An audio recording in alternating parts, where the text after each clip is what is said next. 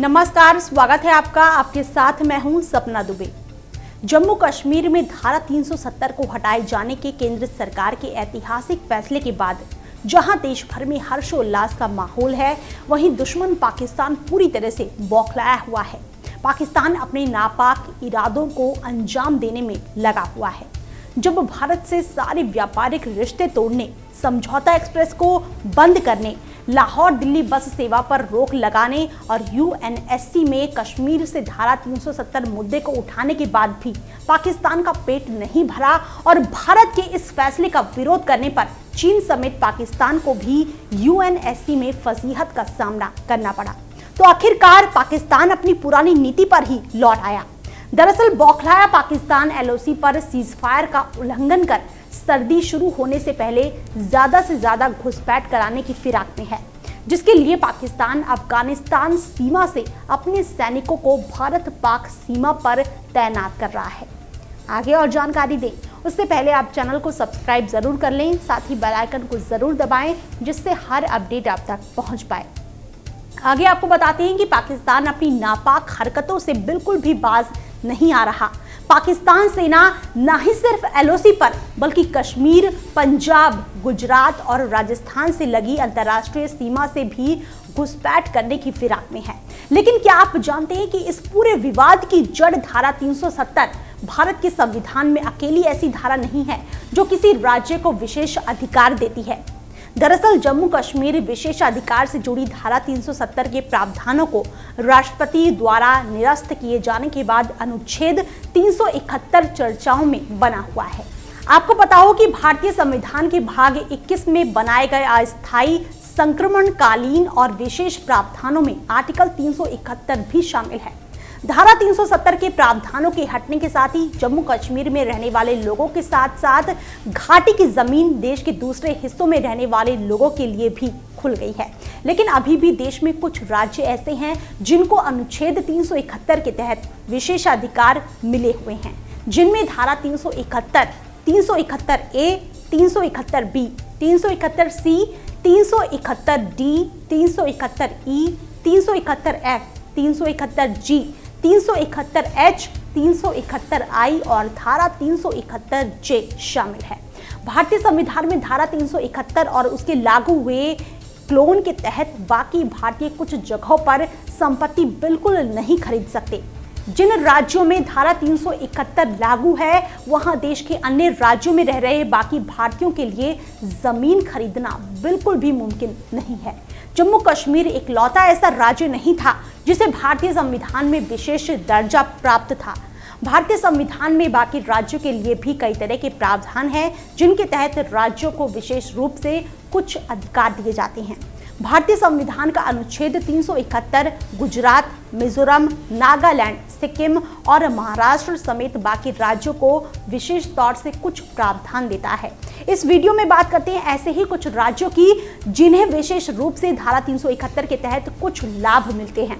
संविधान में अनुच्छेद 371 के तहत महाराष्ट्र और गुजरात राज्यों के लिए कुछ प्रावधान बनाए गए हैं, जिसके अनुसार इन राज्यों के राज्यपाल को जिम्मेदारी सौंपी गई है, जिसके तहत महाराष्ट्र के राज्यपाल महाराष्ट्र में विदर्भ, मराठावाड़ा और बाकी के महाराष्ट्र के लिए और गुजरात के राज्यपाल सौराष्ट्र और कच्छ के क्षेत्र के लिए अलग से विकास बोर्ड बनवाएंगे। राज्यपाल द्वारा बनाए गए विकास बोर्ड का काम इन इलाकों के विकास के लिए समान रूप से राज्य के पैसे का इस्तेमाल करना होगा। इसके अलावा राज्य के लोगों को तकनीकी शिक्षा के लिए सुविधाएं मुहैया कराना, रोजगार परक शिक्षा और समान रूप से सभी को रोजगार के मौके प्रदान करने की जिम्मेदारी भी इन विकास बोर्ड की ही होगी। इसके साथ ही धारा 371 हिमाचल प्रदेश के स्थानीय लोगों को ही कृषि भूमि खरीदने का अधिकार भी देती है। वहीं अनुच्छेद 371A के तहत नागालैंड के नागरिक को ही राज्य में जमीन खरीदने का विशेष अधिकार है। देश के बाकी राज्यों के नागरिक नागालैंड में जमीन नहीं खरीद सकते। इस धारा को संविधान में 13वें संशोधन के बाद साल 1962 में जोड़ा गया था। आर्टिकल 371A के तहत नागालैंड में नागाओं की धार्मिक या फिर सामाजिक परंपराओं पर उनके पारंपरिक कानून और प्रक्रिया को लेकर भूमि और संसाधनों के स्वामित्व और हस्तांतरण के मामले में संसद की ओर से की गई कोई भी कार्यवाही लागू नहीं होती। आसान भाषा में कहा जाए तो संसद द्वारा नागालैंड की विधानसभा की मंजूरी के बगैर नागा धर्म से जुड़ी हुई सामाजिक परंपराओं, पारंपरिक नियमों, कानूनों, नागा परंपराओं द्वारा किए जाने वाले न्याय और नागाओं की जमीन के मामलों से जुड़े किसी भी कानून को नहीं बनाया जा सकता है। इसके अलावा धारा 371A नागालैंड सरकार में तुएंगसोंग जिले के लिए एक अहम मंत्री बनाने का भी विशेषाधिकार देती है। तुएंगसोंग जिले के लिए 35 सदस्यों वाली स्थानीय काउंसिल भी बनाई जाती है। इसके बाद संविधान में अनुच्छेद 371B के तहत नागालैंड की ही भांति असम राज्य को विशेष अधिकार देने के लिए कुछ प्रावधान बनाए गए हैं। इस अनुच्छेद को साल 1969 में 22वें संशोधन के बाद भारतीय संविधान में लाया गया था। इस धारा के तहत देश के राष्ट्रपति असम विधानसभा की समितियों के गठन और समिति से जुड़े कार्यों के लिए राज्य के जनजातीय क्षेत्रों से चुने गए सदस्यों को बिना किसी की मंजूरी के शामिल कर सकते हैं। धारा के तहत राष्ट्रपति द्वारा आदिवासी इलाकों से चुनकर आए असम विधानसभा के प्रतिनिधियों की एक कमेटी का गठन विकास संबंधी कार्यों के लिए किया जा सकता है। कुछ इसी तरह का विशेष अधिकार असम राज्य की ही तरह मणिपुर राज्य को भी दिए गए हैं, जो संविधान का अनुच्छेद 371C प्रदान करता है।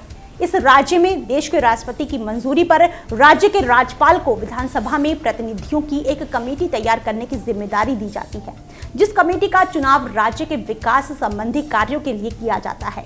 इस जिम्मेदारी को निभाते हुए राज्यपाल को हर वर्ष राष्ट्रपति को अपने कार्यों की एक रिपोर्ट तैयार कर भेजनी होती है। संविधान की इस धारा को साल 1971 में 27वें संशोधन के बाद संविधान में शामिल किया गया था। भारतीय संविधान में अनुच्छेद 371D को 32वें संशोधन के बाद वर्ष 1973 में शामिल किया गया था, जो पहले सिर्फ आंध्र प्रदेश राज्य के लिए बनाया गया था, लेकिन साल 2014 में राज्य के 2 हिस्से हो जाने के बाद इस धारा को दोनों ही राज्यों आंध्र प्रदेश और तेलंगाना के लिए लागू कर दिया गया। इस धारा के लागू होने के बाद देश के राष्ट्रपति को दोनों राज्यों के अलग अलग हिस्सों में रहने वाले लोगों के लिए पढ़ाई और रोजगार के लिए समान अवसर प्रदान करने की जिम्मेदारी सौंपी गई। इसके अलावा राष्ट्रपति के पास उच्च न्यायालय के हस्तक्षेप के बिना एक प्रशासनिक ट्रिब्यूनल बनाने का भी अधिकार होता है, जिसे राज्य की सिविल सेवाओं में तैनाती और पद वृद्धि देने की जिम्मेदारी सौंपी जाती है। इसके अलावा संविधान में अनुच्छेद 371F भी शामिल है, जिसके तहत राज्य सिक्किम को पूरे राज्य की जमीन का अधिकार दिया गया है, फिर चाहे वो जमीन भारत में विलय से पहले किसी की निजी जमीन हो या फिर नहीं। इसके अलावा धारा 371F के मुताबिक किसी भी तरह के जमीन विवाद में देश के उच्चतम न्यायालय या फिर भारतीय संसद को हस्तक्षेप करने का भी कोई हक नहीं है। इस धारा में बने प्रावधानों के तहत सिक्किम की विधानसभा का कार्यकाल भी 4 साल का किया गया है। संविधान में अनुच्छेद 371F को 36वें संशोधन के बाद साल 1975 में शामिल किया गया था। इस धारा के तहत राज्य सिक्किम को विधानसभा की स्थापना, राज्य को एक संसदीय क्षेत्र बनाना, सिक्किम विधानसभा के सदस्यों को अपने प्रतिनिधि चुनने जैसे अधिकार दिए जाते हैं। साल 1986 में संविधान में 53वें संशोधन के बाद मिजोरम राज्य को भी विशेष अधिकार देने के लिए अनुच्छेद 371G को शामिल किया गया, जिसके तहत राज्य में जमीन का मालिकाना अधिकार सिर्फ वहां रहने वाले आदिवासियों का ही है। हालांकि मिजोरम में प्राइवेट सेक्टर में उद्योग को बढ़ावा देने के लिए राज्य सरकार के पास मिजोरम भूमि अधिग्रहण, पुनर्वासन और पुनर्स्थापन एक्ट 2016 के तहत भूमि अधिग्रहण करने का अधिकार है। इसके अलावा संसद को राज्य की विधानसभा की मंजूरी के बिना मिजो समुदाय से जुड़े रीति रिवाजों, उनके प्रशासन, न्याय के तरीकों और जमीन से जुड़े मामलों पर कानून बनाने का कोई अधिकार प्राप्त नहीं है।